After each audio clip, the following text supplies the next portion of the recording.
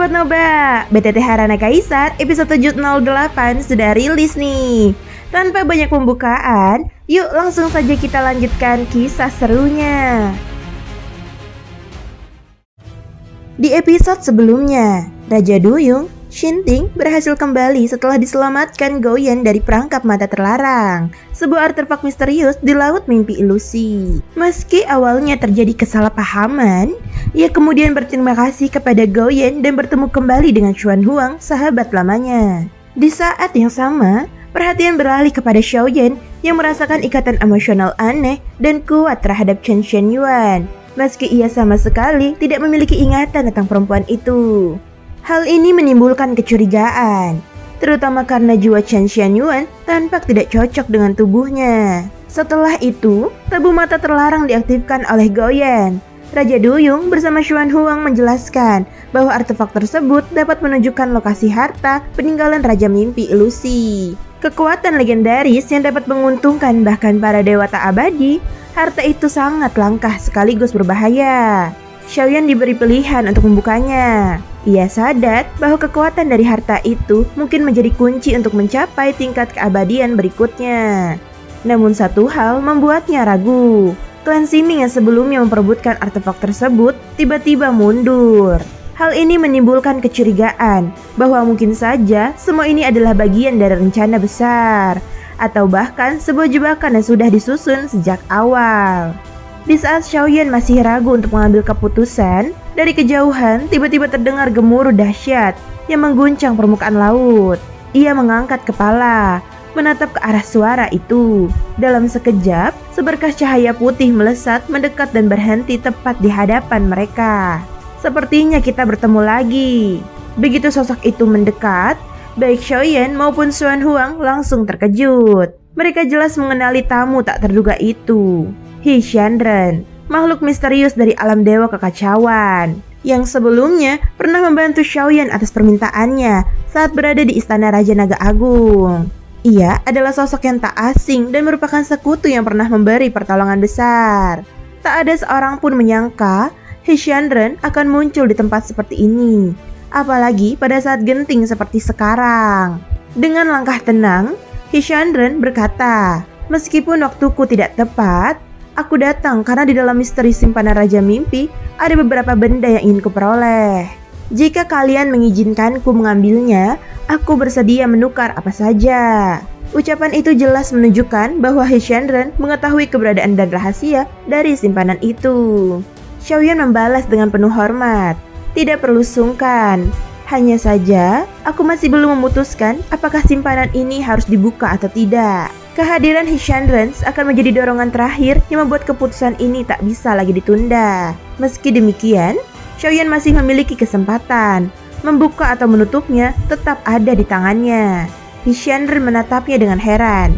Mengapa tidak membukanya? Xiaoyan menghela napas pelan sebelum menjawab. "Klan Ximing, kau pasti tahu bahwa mereka juga mengincar benda yang ada di dalam simpanan ini."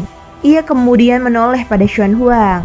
"Saudara Xuan Huang, aku tidak tahu pasti apa yang tersimpan di dalam sana hingga membuat para penguasa laut, Ras Ximing, dan bahkan kalian semua tergoda. Namun jika simpanan ini dibuka, apakah kita mampu mengendalikan apapun yang ada di dalamnya? Jangan-jangan justru akan memicu bencana baru bagi dunia Shanhai. Aku bukan berasal dari dunia Shanhai, karena itu keputusan untuk membuka simpanan ini aku serahkan padamu." Semua perhatian segera tertuju pada Xuan Huang. Ia mengernyit, tak menyangka Xiaoyan memberi kehormatan sebesar itu. Xuan Huang perlahan berkata, "Xiaoyan, di antara kita tak perlu saling sungkan. Dan kau benar, Raja Mimpi dulu adalah salah satu Raja Agung dunia Shanhai, berada di puncak kekuatan. Simpanan yang ia tinggalkan pasti mengandung sesuatu yang kelak menuntun para penerus." Ia menarik napas panjang. "Aku tidak akan menyembunyikannya. Bahkan bagiku, simpanan ini sangat menggoda. Namun seperti semua peluang besar, pasti ada resiko besar pula. Jika dibuka, para kuat dari seluruh Shanhai akan datang memperebutkannya. Akan terjadi pertempuran hebat. Itu tak terelakkan. Tapi aku yakin manfaat membuka simpanan ini lebih besar dari resikonya. Jika kita tidak membukanya sekarang, suku Ximing pasti akan mencari cara lain. Dan jika mereka berhasil lebih dulu, mungkin saja apa yang ada di dalam sana membuat dunia Sanhai berubah selamanya. Ucapan itu jelas dan tegas. Xiaoyan mengangguk pelan. Ia tahu di alam dewa kekacauan tak ada yang lemah. Xuan Huang mungkin belum mencapai puncak kekuatannya, tetapi kemampuan dan tekadnya tidak perlu diragukan. Xuan Huang pun melanjutkan kata-katanya. Karena itu, Xiaoyan, kita sudah memegang rencana terlarang. Itu berarti kita memiliki keunggulan awal. Mengapa tidak memanfaatkannya untuk merebut kesempatan yang ada? Para kuat selalu saling berebut. Kita tidak perlu berpura-pura mulia. Ia tersenyum tipis. Xiaoyan pun membalas dengan senyum kecil. Dalam urusan dunia, Xuan Huang selalu penuh ambisi, namun juga memiliki sisi bijak yang membuatnya tampak menyenangkan. Xiaoyan mengangguk.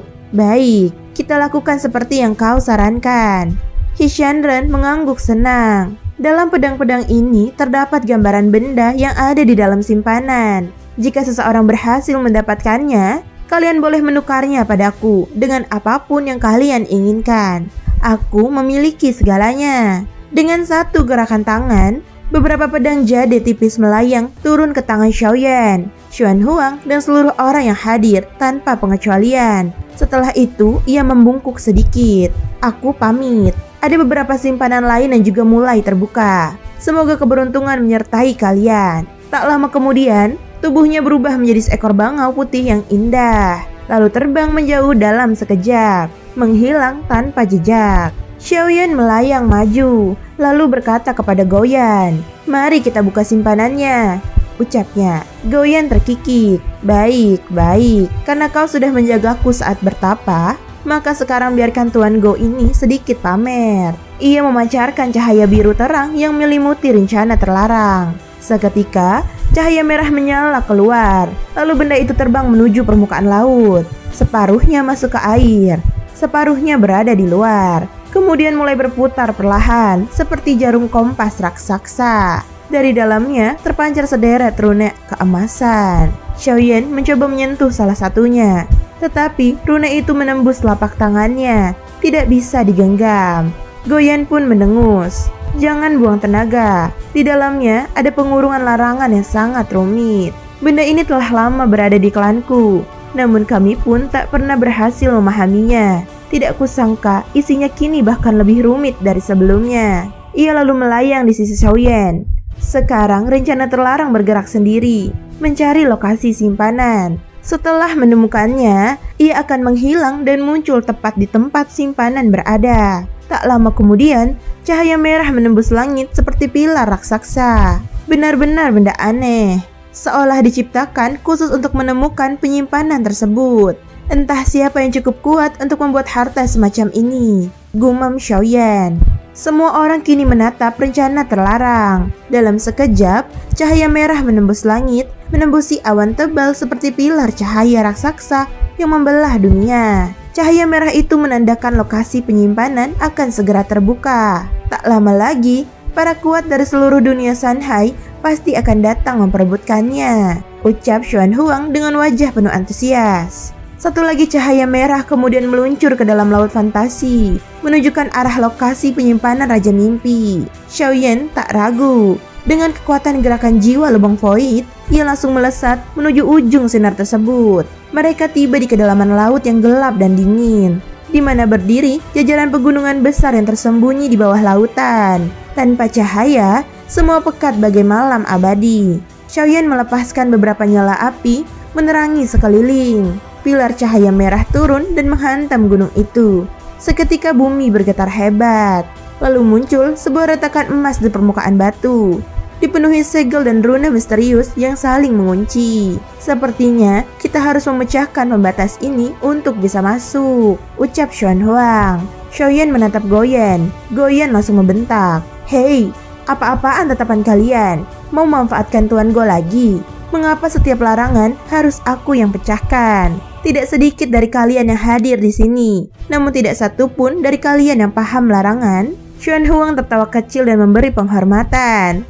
Kami memang mengandalkan kemampuanmu dalam hal ini, senior.